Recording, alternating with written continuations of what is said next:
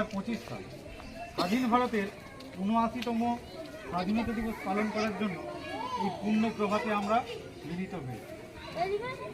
১৭৫৭ সালে ২৩শে জুন পলাশির যুদ্ধে সিরাজদৌল্লার পতনের পর ইংরেজদের এদেশে প্রথম রাজত্ব শুরু হয়।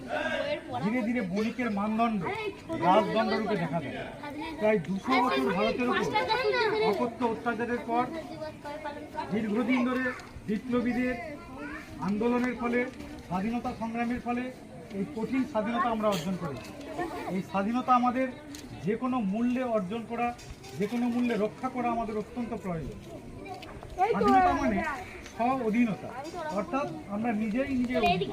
আমরা গণতান্ত্রিকভাবে মানুষকে নির্বাচিত করি, সেই নির্বাচিত সরকার আমাদের শাসন ব্যবস্থা কায়েম করে।